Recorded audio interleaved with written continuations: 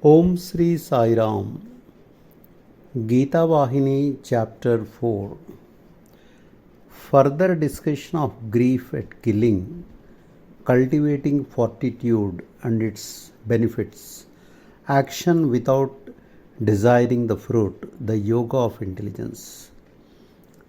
Arjuna was still doubt-ridden. "O Lord," he began, "you said that bodily changes are like the stages of wakefulness, dream, and sleep. But we do not forget our experiences when we awake from deep sleep, while experiences of previous births are destroyed in memory by the incident called death." Krishna replied that it was not possible to recall to memory all experiences, but it was possible to recall some, for the Atma persisted although the vehicle changed. Arjuna then shifted to another point, a point that pesters many besides Arjuna. That is why Krishna says, "The wise person is not deluded by this. Dhiras tatra na muhyate." He does not say that Arjuna should not be deluded by this. He intends to teach all wavering minds. Krishna solves every doubt as soon as it arises. He said, "Arjuna, while passing through the three stages, the intellect buddhi somehow manages to keep some points in its hold. But it too is destroyed when death comes to the body. At one stroke, all is forgotten. Memory is the function of the intellect, not of the Atma. Now consider this. You cannot now tell exactly where you were on a definite day 10 years ago, can you? But you existed that day 10 years ago without a doubt. You dare not deny your existence then. The same is the case of the life you lived before this one, although you may have no recollection of how and where. The wise person is not deluded by such doubts, not agitated by them. The Atma does not die, the body does not stay. Do you think that your grief at their possible death will make the Atma of your opponents happy? That is an insane thought. The Atma does not derive joy or grief. Whatever happens or does not happen, let the senses keep to their places. And there is no reason to fear. Only when the senses start contacting objects or the twin distractions of joy and grief produced. When you hear someone defaming you, you feel anger and grief. But no such agitation can take place if the words do not fall on your ears. The object word moment of the senses is the cause of the grief and its twin, joy. It is like heat and cold. In the cold season, you crave warmth. In the hot season, you crave coldness. Sense objects contact is exactly like this. As long as the world is there, objective contact cannot be avoided. As long as the burden of previous births is there, the joy-grief complex cannot be avoided. Still, one can master the art, the discipline, the secret of avoiding them or bearing them without bother. Of what use is it to wait till the waves are silenced before you wade into the sea for a bath? They will never cease. The wise person learns the trick of avoiding the blow of the onrushing wave and drag of the receding wave. But a sea bath is essential. Some people avoid that very thing because they are too idle to learn the art. Arjuna, wear the armor of fortitude, and the blows of good and bad fortune can never harm you. The word fortitude means equanimity in the face of opposites. Putting up boldly with duality, it is the privilege of the strong, the treasure of the brave. The weak will be as agitated as peacock features. They are ever restless. with no fixity even for a moment. They sway like the pendulum, this side and that, once toward joy, the next moment toward grief. Here, some pause has to be made on one point. Fortitude is different from patience. Fortitude is not the same as tolerance, sahana. Tolerance is putting up with something, tolerating it, bearing it because you have no other choice. Having the capacity to overcome it, but yet disregarding it. That is the spiritual discipline. Patiently putting up with the external world of duality combined with inner equanimity and peace. That is the path to liberation. Bearing all with analytic discrimination, that type of tolerance will yield good result. Viveka is the word used for such discrimination. It means the capacity to recognize what is called the nature of the objective world. That is to say, the world of objects that come and go and are not eternal. Generally, people seek only happiness and joy. Under no circumstances do they desire misery or grief. They treat happiness and joy as their closest well-wishers, misery and grief as their direct enemies. This is a great mistake. When one is happy, the risk of grief is great. Fear of losing the happiness will haunt one. Misery prompts inquiry, discrimination, self-examination, and fear of worse things that might happen. It awakens one from sloth and conceit. Happiness makes one forget one's obligation to oneself as a human being. It drags one into egotism, and the sins that egotism leads one to commit, grief renders one alert and watchful. Happiness spends the stock of merit and arouses the baser passions. So it is a real enemy. Really, misery is an eye-opener. It promotes thought and the task of self-improvement. So it is a real friend. Misery also endows one with new and valuable experiences.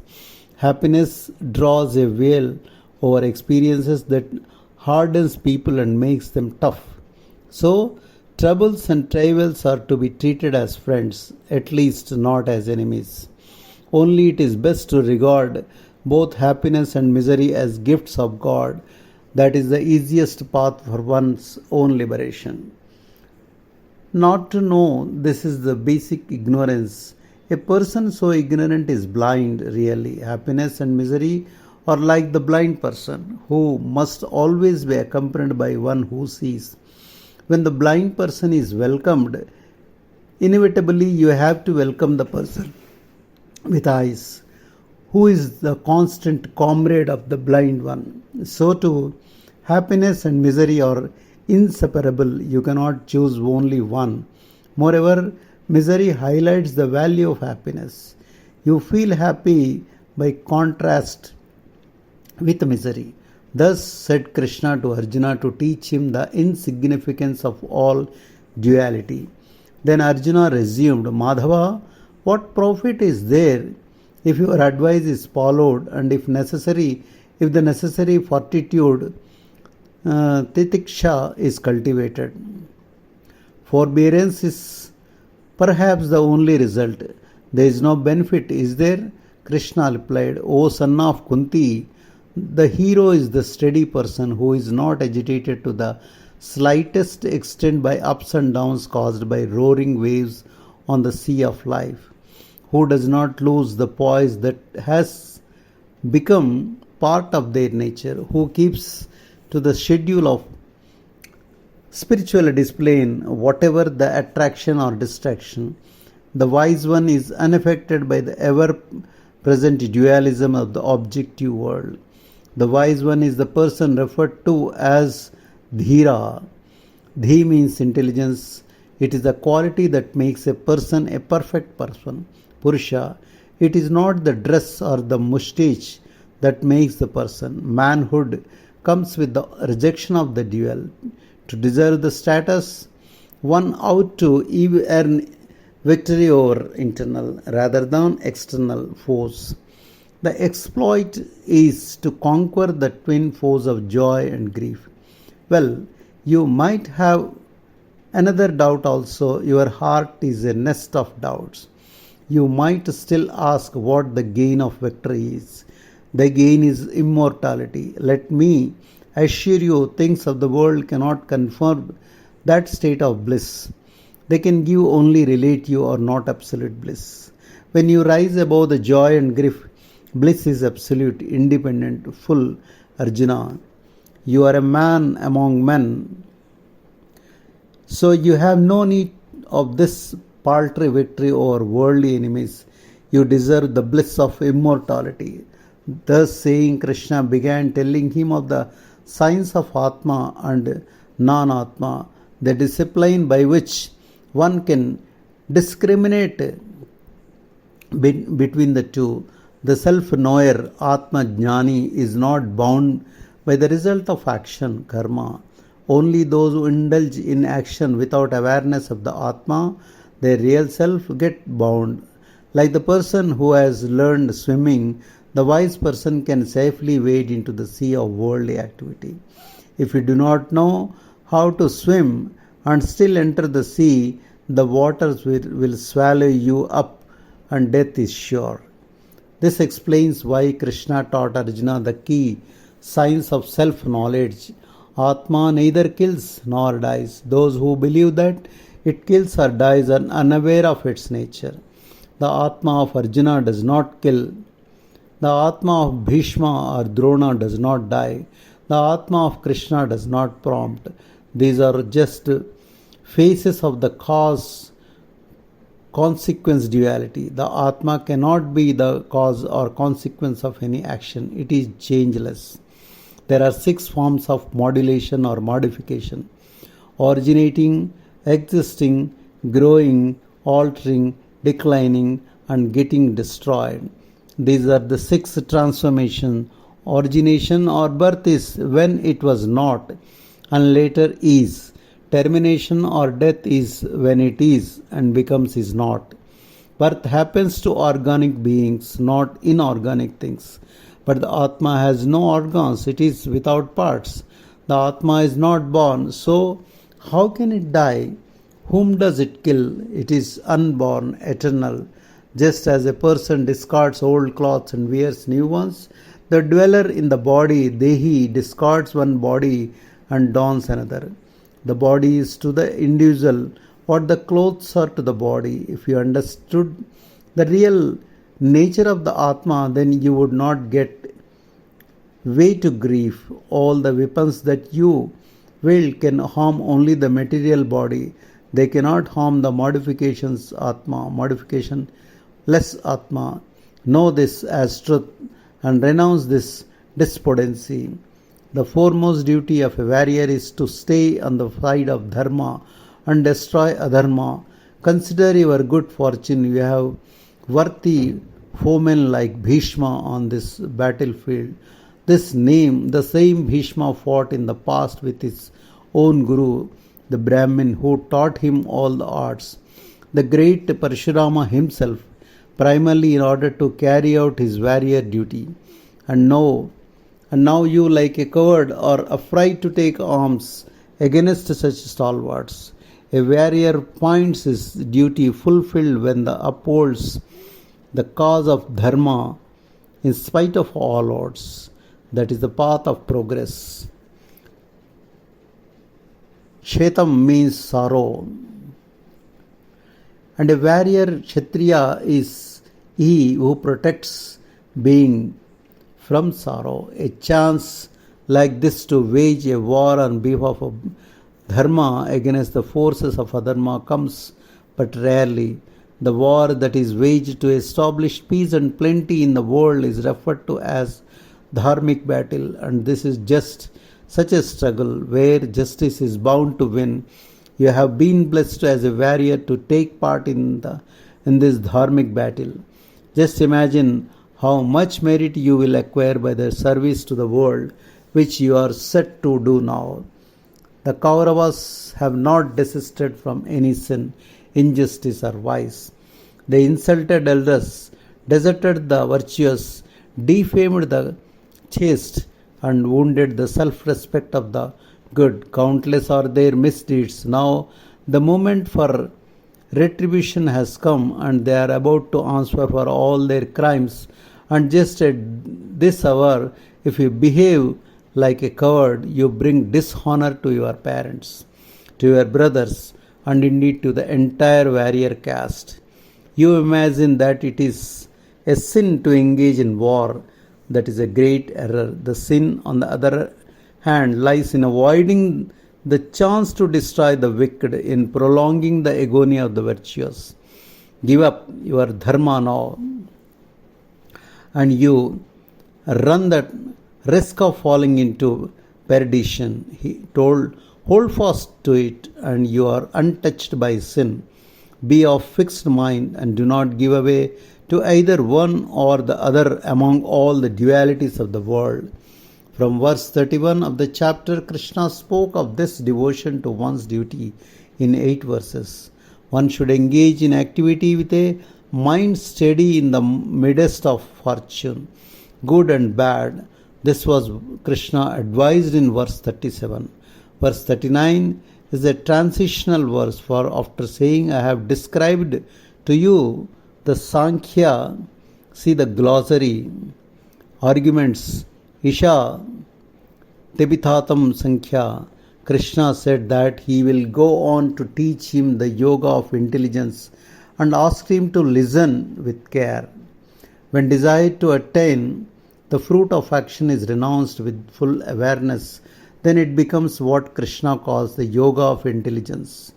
The intellect has to be purified and trained, otherwise it is impossible to give up attachment to the fruits of action and to continue doing things as either duty or dedication. Such a purified intellect is named Yoga Buddhi.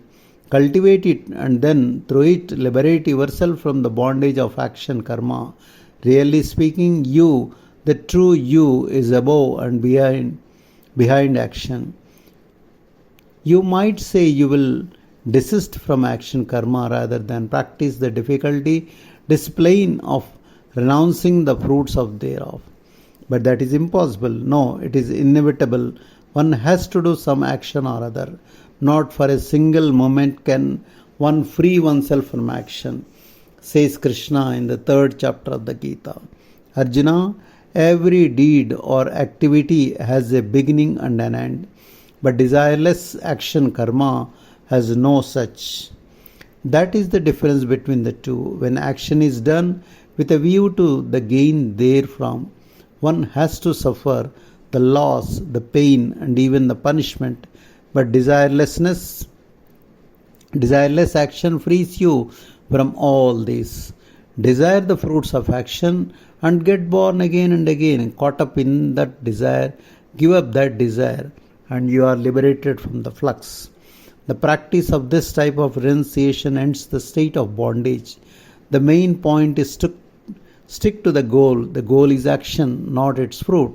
Let me tell you that the desire for the fruit of one's action is an indication of the quality of passion, Rajoguna, which does not befit you. Perhaps you prefer to remain inactive. Well, that is an indication of the quality of dullness, Tamoguna. It is even worse than fashion. The Lord has laid down 4 commands, a do and 3 don'ts. The first insists on the cultivation of strength. The rest require avoidance of weakness. Of course, it is not Arjuna alone that got such advice. All mankind needs it. Arjuna is only the representative of man. Students of the Gita must learn this lesson first. The Gita is primarily for every seeker. Another point to be noted is this. The Gita is addressed to humanity and not to birds and beasts or to the gods. People perform acts that are prompted by the desire for the fruits thereof. If the acts do not yield fruit, they will not perform the acts of all. Profit, gain, reward, result. These are what people seek, but this rule does not apply to those who take the Gita in their hands to Drink the nectar of the Lord's message. Not all yearn for the nectar, and for if you do, it is evident that you aspire for eternal joy, eternal liberation. Then you must pay the price, the giving up the desire for the fruit of action, and the dedicate everything at the feet of the Lord. Jai Sai Ram.